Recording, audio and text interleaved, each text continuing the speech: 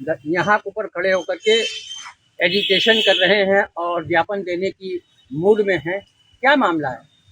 मामला तो 1947 आज़ादी के बाद से ही सारे मामले हो रहे हैं और इतने मामले हुए हैं कि जिसका बखान नहीं किया जा सकता।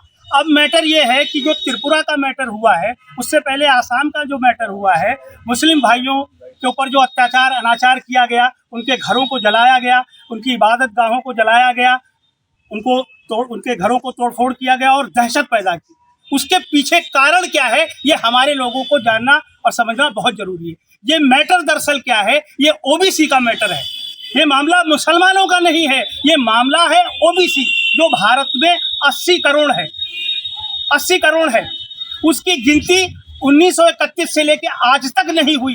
क्यों नहीं हुई? क्योंकि अगर गिनती होगी तो संविधान के आर्टिकल 340 के तहत उसको हक अधिकार देना होगा और सभी जगह देना होगा। लोकतंत्र के चारों स्तंभों में देना होगा, कार्यपालिका में, विधायिका में, न्यायपालिका में, मीडिया में और जितने भी गवर्नमेंट इंस्टीट्यूट हैं उनमें देना पड़ेगा, विश्वविद्यालयों में देना पड़ेगा, मेडिकल कॉलेजों में देना पड़ेगा, इंजीनियरिंग कॉलेजों में देना पड़ेगा, सभी जगह देना पड़ेगा।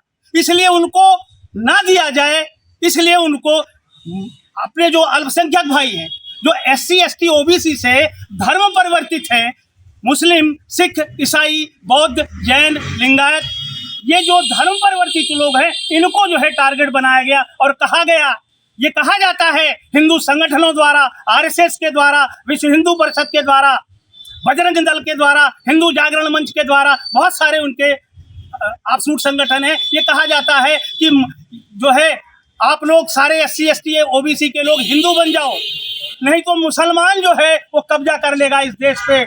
14 बच्चे पैदा करता है तो वो कब्जा कर लेगा। और इसका डर दिखाते दिखाते, मुसलमानों का डर दिखाते दिखाते कार्यपालिका पर 80% का कब्जा, विधायिका पर 80% का कब्जा, न्यायपालिका पर 97% का कब्जा है, मीडिया पे 100% का कब्जा है, जितने भी गवर्नमेंट इंस्टीट्यूट हैं सब पर उनका कब्जा है, विश्वविद्यालयों में उनका कब्जा है, मेडिकल कॉलेज, इंजीनियरिंग कॉलेज, सभी जगह वो कब्जा किए हुए हैं। यहाँ तक कि जो निजी कंपनियां हैं उन पर भी उनका कब्जा है, उनका कब्जा है। माने ये राज्यसभा में कार्मिक मंत्रालय,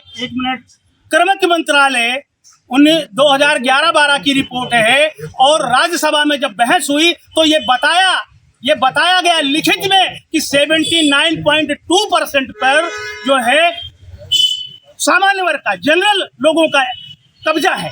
ये तो बुरा हाल है। मैं तो शायद 1-2% होंगे, कहीं तो होंगे, और सिख और ईसाई इनका तो कोई है, सब पर आपका कब्जा है। फिर भी मुसलमान कैसे कब्जा कर लेगा, कैसे कब्जा कर लेगा? ये मामला SC का, हमारे महामहिम राष्ट्रपति कोविंद जी जो राष्ट्रपति हैं उनको मंदिर में नहीं घुसने दिया गया और दावा करते हैं कि हमने तो SC का प्रधान को राष्ट्रपति बना दिया गया। हमारे OBC के प्रधानमंत्री माननीय मोदी जी कहते हैं कि मैं OBC हूँ, मैं गरीब हूँ, मैं चाय वाला हूँ। अरे तो गरीब हो, चाय वाले हो, OBC हो, तो OBC के हक अधिकार को दिलाने के लिए आपने कौन सा काम किया? जबकि सुप्रीम कोर्ट में हल्फनामा दिया कि हम जाति आधारित गिनती नहीं करा सकते हैं, ये हल्फनामा दिया है। तो ये मामला OBC का है, ये डाइवर्ट किया गया है। त्रिपुरा की जो घटना की गई है इसीलिए कि SC ST OBC जो 100 करोड़ से ज्यादा है वो हिंदू बना रहे। क्यों? क्योंकि जब तक वो हिंदू बना रहेगा तब तक ये सत्ता में रहेंगे। क्योंकि जैसे वो हिंदू बनता है उसका समर्थन लेकर के ये सत्ता में पहुंच जाते हैं।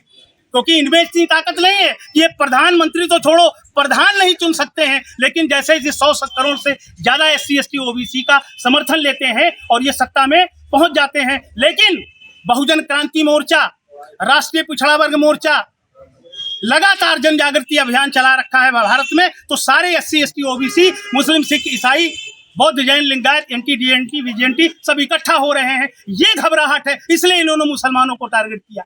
1992 में भी किया, वो भी OBC का मसला था।